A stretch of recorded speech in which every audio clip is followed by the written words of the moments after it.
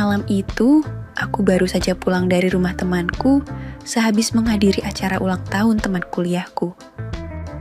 Sampai di rumah jam 11 malam, ternyata Biksumi pembantu mamaku yang membukakan pintu untukku. Biksumi baru 3 bulan bekerja di rumah mamaku, namun pembawaannya yang ramah membuat dirinya cepat akrab denganku. Aku sendiri merasa senang sejak Biksumi bekerja di rumah ini, sebab aku jadi punya teman ngobrol saat berada di rumah.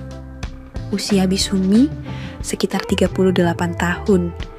Wajahnya tidak cantik, namun tidak pula membosankan bila dipandang berlama-lama. Awalnya, aku menganggap Biksumi sama seperti Mbok Siem, pembantu lama kami yang sudah berhenti kerja karena sudah cukup tua. Mbok Siem cukup lama menjadi pembantu sejak aku masih kecil, hanya saja orangnya agak cuek dan jutek, sehingga aku jarang ngobrol dengannya. Biasanya kalau sudah di rumah, aku langsung masuk kamar dan sibuk main HP atau nonton film. Namun sudah 3 bulan ini, Mbok Siem berhenti kerja dan memilih pulang kampung untuk ngurusin anak dan cucunya. Sebelum berhenti kerja, Mbok Siem membawa Biksumi ke rumah mamaku untuk menggantikan pekerjaannya sebagai pembantu. Biksumi masih ada hubungan kerabat dengan Mbok Siem. Ia adalah istri dari adik sepupu Mbok Siem di kampung halaman. Akan tetapi, suami Biksumi sudah setahun ini berangkat menjadi TKI ke luar negeri, sehingga Biksumi sendirian di kampung halaman. Biksumi merantau ke kota untuk mencari kerja, bukan hanya karena untuk membantu perekonomian keluarganya.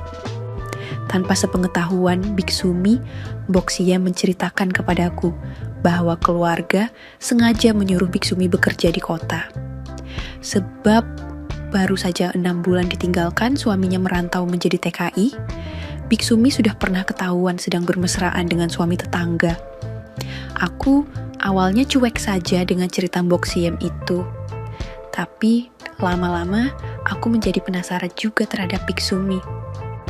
Sebenarnya, Mbok Siem menceritakan hal itu agar aku dan mamaku bisa menjaga Biksumi, supaya selama bekerja di rumah kami, jangan sering keluar rumah, apalagi keluyuran ke tetangga. Mbok Siem khawatir Biksumi kembali mengulangi kesalahannya yang dilakukannya di kampung halaman. Rasa penasaranku mulai tumbuh pada Biksumi. Ketika suatu saat aku melihat sendiri, Biksumi sedang ngobrol akrab sekali dengan Mang Karyo, pedagang sayuran keliling. Waktu itu, aku bangun agak kesiangan jam 10, sehingga aku buru-buru mandi dan bersiap untuk berangkat kuliah. Namun, aku jadi kaget ketika keluar kamar. Aku melihat Kang Karyo sedang bersama Biksumi di dapur. Mereka sangat terkejut menyadari kehadiranku dan berusaha bersikap wajar di hadapanku. Biksumi beralasan meminta Kang Karyo untuk membantunya memasangkan selang tabung gas, karena gas kompornya habis. Saat itu, aku percaya saja, sebab memang biasanya juga Kang Karyo membantu Mbok Siem memasang gas ketika Mbok Siem masih bekerja di sini. Akan tetapi, rasa percayaku seketika hilang ketika aku mengetahui yang sebenarnya terjadi di dapur. Sore setelah pulang kuliah, aku iseng memeriksa rekaman CCTV di dapur, dan ternyata aku jadi kaget menyaksikan apa yang terjadi. Tapi entah kenapa, aku yang tadinya mau memarahi Biksumi, jadi nggak bisa marah padanya. Diam-diam, aku malah semakin penasaran dengan Biksumi, pembantu yang baru 3 bulan bekerja di rumah mamaku. Aku juga merahasiakan apa yang kulihat dari mamaku, karena aku khawatir mama pasti akan langsung memecat Biksumi jika mengetahui apa yang terjadi.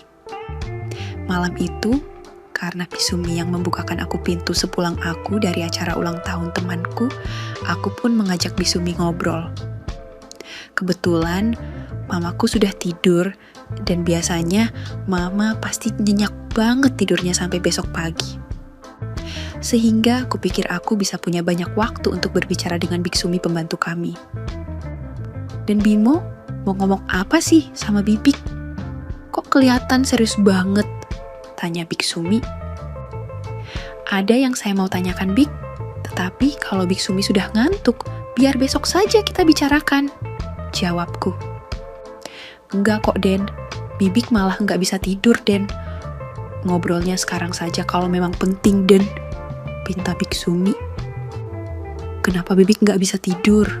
Kan sudah malam. Apa Bibik kepikiran ia sama suami di luar negeri? Atau malah lagi mikirin Kang Karyo? Tanyaku kembali. Saat aku menyebut nama Kang Karyo, wajah Biksumi mendadak berubah. Salah tingkah dan serba salah gak berani menatap diriku. Ah, Den Bimo bisa aja. Ngapain Bibik mikirin Kang Karyo? Udah Den, Bibik bikinin kopi dulu ya, Den. Habis itu baru kita ngobrol, Den. Kilah Biksumi. Biksumi segera beranjak ke dapur untuk membuatkan aku kopi. Sekilas aku bisa menangkap wajah Biksumi sedikit merona saat aku bertanya tentang Kang Karyo. Malam itu, Biksumi sudah berganti pakaian gamis dan hijabnya dengan gaun tidur. Aku melihat Biksumi nampak lebih cantik dari biasanya. Soalnya selama ini, aku hanya melihat Biksumi jika sedang bekerja selalu mengenakan gamis longgar dan hijab panjang yang menutupi pesona keindahannya. Tapi baru kali ini aku melihat Biksumi berpenampilan lebih menarik dengan gaun tidur pendek di atas lututnya. Setelah Biksumi melangkah ke dapur, aku duduk di sofa menunggunya sembari menonton televisi di ruang keluarga. Jujur saja saat itu, aku merasa jantungku berdebar setelah melihat Biksumi berpenampilan seperti itu. Ya, namanya juga aku masih muda di usia 21 tahun dan masih sangat cepat terpengaruh dan sensitif dengan pemandangan yang seperti itu. Apalagi jika aku mengingat apa yang kulihat tentang apa yang terjadi di dapur antara Biksumi dan Kang Karyo, aku jadi semakin berdebar. Biksumi memang tidak secantik mamaku, namun dia memiliki pesona yang lumayan menonjol dan besar masa depannya. Kupikir pantas saja jika suami tetangga di kampungnya sampai nekat mendekati Biksumi yang sudah lama ditinggal suami merantau. Demikian juga Kang Karyo yang nekat masuk ke dapur hanya untuk bisa berduaan dengan Biksumi pembantu di rumah mamaku. Tak lama kemudian, Biksumi sudah kembali lagi. Ia membawakan secangkir kopi untukku. Biksumi melempar senyuman manisnya padaku, meletakkan gelas kopi di meja kecil depan sofa, lalu Biksumi duduk di sampingku. Minum dulu, Den, biar santai kita ngobrolnya, kata Biksumi setengah berbisik padaku. Iya, Bik, makasih kopinya, saya minum dulu, jawabku. Sambil menyeruput kopi, aku melirik Biksumi yang duduknya sangat dekat di sampingku. Dia pun menatapku sembari mengulas senyum penuh makna kepadaku. Dan Bimo, kenapa sih? Kok kayak grogi gitu sama Bibik?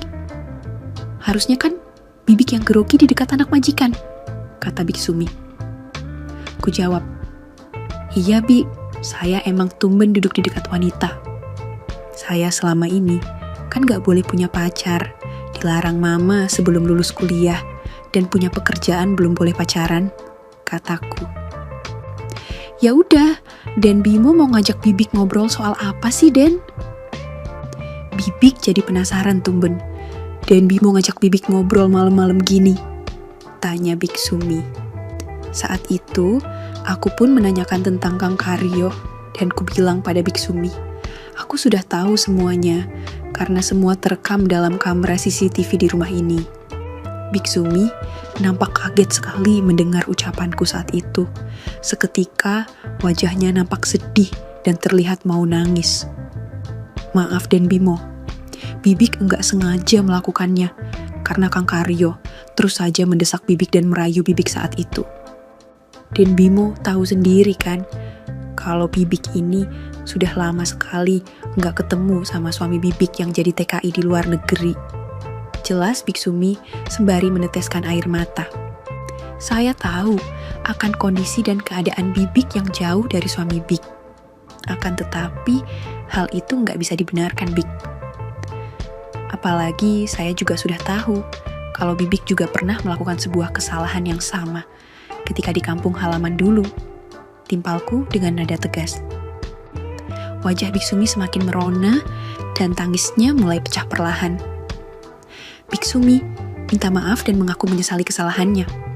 Saat itu, Biksumi meraih pakaiannya untuk mengusap air matanya. Namun, karena gaunnya terangkat, aku jadi bisa melihatnya. Dan Bimo tolong Bibik. Dan jangan sampai mamanya Dan Bimo mengetahui hal ini. Bibik pasti akan dipecat, Den, pinta Biksumi. Aku jadi semakin berdebar saat itu sebab Biksumi bergeser duduk semakin dekat padaku sembari menepuk bahuku meminta kebijaksanaan dariku. Iya, Bik.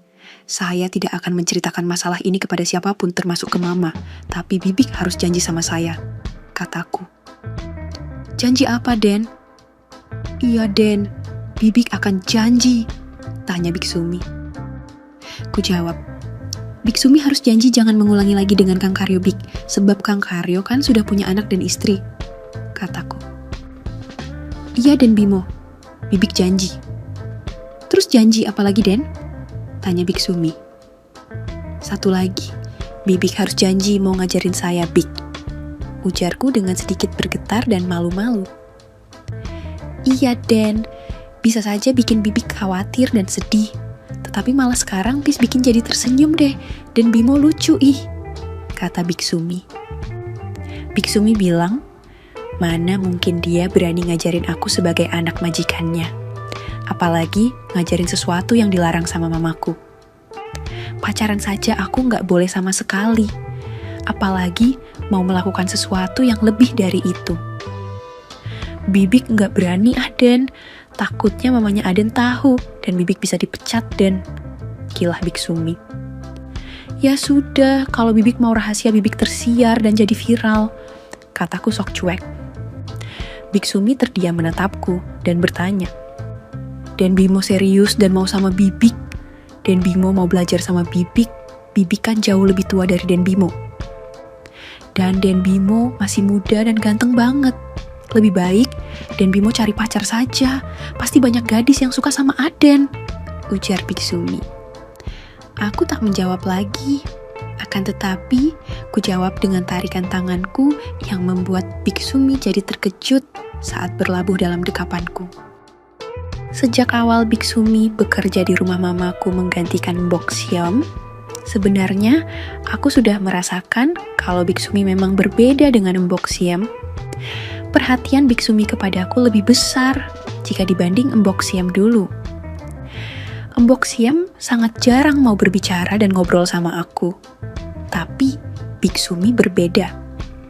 Sejak awal Biksumi sudah nampak ingin mendekatiku lebih akrab lagi sebagai anak majikannya. Sejak kecil, aku memang terbiasa sendiri di rumah, karena aku adalah anak satu-satunya dari mamaku. Mamaku bekerja sebagai pejabat ASN Pemda yang sudah lama menjadi single parent untukku. Papaku sudah lama meninggal dunia di saat aku baru saja masuk sekolah TK. Semenjak saat itu, Mama membesarkanku dengan sangat memproteksi diriku. Aku tumbuh menjadi anak yang introvert dan lebih senang menyendiri. Sebab sejak SD pun aku nggak boleh main, apalagi keluyuran bersama teman-temanku. Kegiatanku terbatas hanya sekolah. Dan pulang sekolah, aku biasa menghabiskan waktu di kamar sendirian. Bahkan hingga kuliah saat ini, aku juga jadi lebih merasa nyaman dengan kesendirianku kalau sedang berada di rumah. Aku jadi lebih sering bergaul dengan dunia maya, lebih suka main game di HP atau sekedar nonton film terbaru di internet. Namun, setelah kehadiran Biksumi, aku jadi merasa memiliki teman untuk ngobrol dan curhat tentang perasaanku. Aku bilang ke Biksumi, sebagai anak lelaki yang sudah kuliah, terkadang aku iri dengan teman-temanku.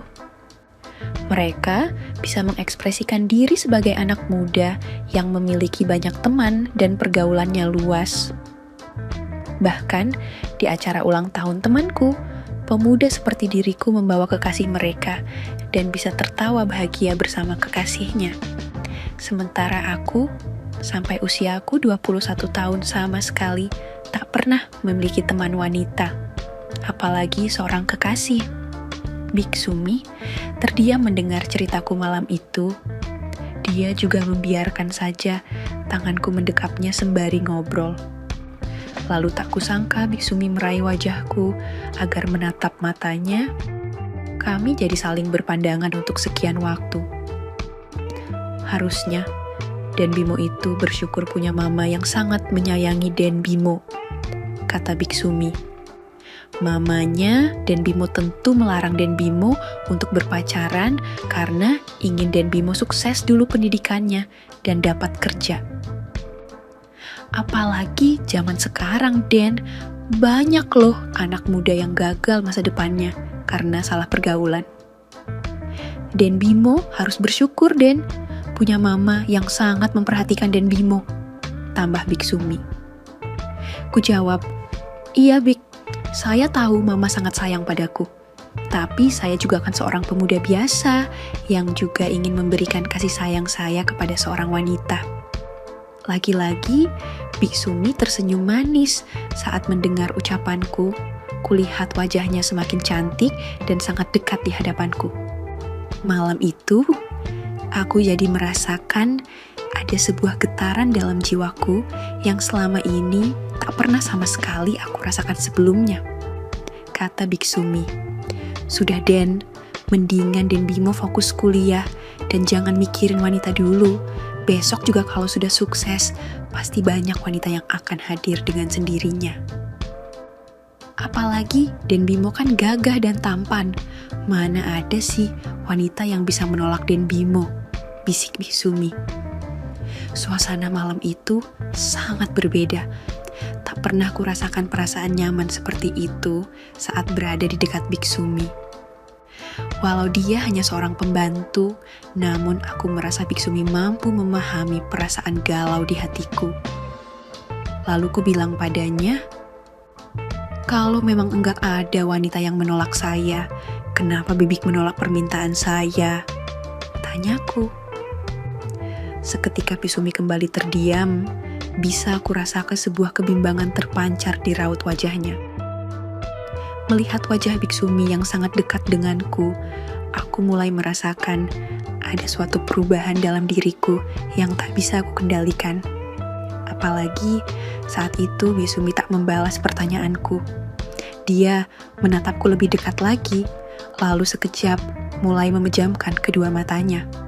Malam semakin larut, gejolak jiwa mudaku seperti meronta dalam batinku ketika Biksumi memberikan sebuah isyarat padaku, dan aku tak tahu harus bagaimana menyikapi semua ini. Den Bimo, bisik Biksumi, Aden beneran mau sama Bibik malam ini? Tanyanya dengan mata tetap terpejam. Iya Bik, kenapa Bibik tanyakan hal itu? Kataku. Karena Bibik khawatir, Den. Obrolan kita mulai membuat Bibik jadi merindukan suami Bibik, Den. Sementara suami Bibik kan sedang merantau jauh jadi TKI di luar negeri, kata Biksumi. Saat itulah aku tak kuasa berpura-pura lagi. Aku pun langsung saja mendaratkan tanda kasihku kepada Biksumi. Biksumi sebenarnya adalah wanita yang sangat setia pada suaminya. Pernikahannya dengan suami sudah memasuki tahun ke-12. Dan selama ini rumah tangganya baik-baik saja. Hanya saja karena masalah himpitan ekonomi, sang suami harus meninggalkannya untuk mencari nafkah menjadi TKI ke luar negeri. Den Bimo, Bibik sambil menceritakan masalah rumah tangga Bibik ya. Dan selagi Bibik bercerita, Den Bimo juga sambil Bibik ajarin, Den, bisik Biksumi. Iya Bik, lanjutkan saja ceritanya, saya akan mendengarkan sampai selesai, balasku. Selama pernikahan dengan suami, Biksumi agak kecewa karena hingga saat ini mereka belum bisa memiliki anak sendiri. Dulu, Bibik yang dituduh mandul sama suami Den, bahkan suami Bibik sempat nikah lagi dengan wanita lain, jelas Biksumi. Aku mendengarkan ucapan Biksumi sembari membiarkan Biksumi melepaskan semuanya. Lalu Bik, bagaimana semuanya bisa terjadi dalam kehidupan Bibik? Tanyaku. Biksumi menjawab, dulu suamiku nikah lagi Den, tapi ternyata dengan istri mudanya pun nggak bisa memiliki anak. Malah akibat nikah lagi, kondisi ekonomi suami Bibik jadi semakin terpuruk dan dia dipecat oleh kantornya sebab istri keduanya itu ternyata materialistis, Den, ujar Biksumi. Aku tetap mendengarkan Biksumi, kulihat jam di dinding sudah menunjuk pukul 1 malam dan televisi masih menyala di hadapan kami. Biksumi terus bercerita, sembari berpindah tempat. Dia berlutut di depanku, katanya pegal, duduk terus di sofa. Biksumi mengaku kecewa dengan suaminya. Apalagi di saat merantau menjadi TKI, Biksumi yang harus menanggung biaya keberangkatannya. Terus Bibik dari mana mendapatkan uangnya? Tanyaku sembari tanganku mengusap rambut ikal Biksumi. Biksumi mendongak menatapku, lalu melempar senyuman yang sangat manis padaku sebelum menjawab pertanyaanku. Bibik terpaksa mencari uangnya dengan melakukan apa saja, dan Bibik terpaksa meminta bantuan Juragan Merto, tuan tanah di kampung Bibik Den. Biksumi sesekali bercerita, namun sesekali sibuk sendiri dengan apa yang mulai menarik perhatiannya. Malam itu aku jadi mengerti kenapa Biksumi sampai melakukan kesalahan bersama suami tetangga di kampungnya. Aku juga jadi paham kenapa Biksumi tak mampu menolak rayuan dan godaan dari Kang Karyo, pedagang sayur keliling itu. Biksumi memberitahuku semuanya. Dia juga mengajariku tentang arti kehidupan. Dan Bimo, mau Bibik teruskan ceritanya Dan? Tanya Biksumi dengan lirih. Tatapan mata Biksumi membuat jiwaku terasa terbang dan melayang semakin jauh. Iya Bik, teruskan. Tapi saya merasa haus dan ingin melahap buah yang segar Bik, kataku. Iya Denen, dengerin saja cerita Bibik sambil dan Bimo menikmati buahnya Den, balas Biksumi. Malam itu, Biksumi menceritakan semua pengalaman hidupnya. Sementara di waktu bersamaan Biksumi pun memberikan sebuah pengalaman yang selama ini tak pernah kudapatkan. Sejak saat itu, hubunganku dengan Biksumi jadi semakin akrab. Tidak lagi seperti pembantu dan anak majikan. Mamaku ikut senang melihat perubahanku yang lebih bisa bersikap menghargai pembantu rumah tangganya. Biksumi juga berjanji tak akan mengulangi kesalahannya yang dulu dengan Kang Karyo, pedagang sayur keliling. Walau diam-diam kesalahan yang sama justru dilakukan Biksumi bersama diriku, anak majikannya sendiri. Kerjasama rahasiaku dengan Biksumi terus berlanjut, hingga akhirnya suami Biksumi selesai kontrak sebagai TKI dan kembali ke kampung halaman. Hingga saat ini, kenanganku bersama Biksumi akan selalu kuingat dalam hidupku, walau sudah sangat lama berlalu. Aku sendiri saat ini sudah berumah tangga dan memiliki 2 orang anak. Tamat. Oke, segitu dulu untuk kali ini. Semoga kalian, bosku semua, terhibur hari ini ya. Sekali lagi, tidak pernah lupa, Mimin ingin mengingatkan bahwa tidak ada maksud untuk merusak moral. Tapi di sini kami selaku admin channel Makiem hanya berbagi pengalaman dari viewer saja yang tentu saja tidak untuk ditiru. Terima kasih sudah mau mendengarkan kisah nyata ini. Ambil baiknya dan buang buruknya dari cerita kisah ini. Semoga hal seperti ini tidak terjadi kepada kita semua, bosku. Dan semoga kita semua dilindungi dari mara bahaya. Amin ya Rabbal Alamin. Terima kasih dan sampai jumpa di cerita selanjutnya. Jangan lupa like, comment, share, dan subscribe. Oh iya, kira-kira kalian semua bosku yang terhormat kepengen kisah-kisah yang seperti apa lagi nih? Tolong berikan komentar-komentar kalian di video ini ya.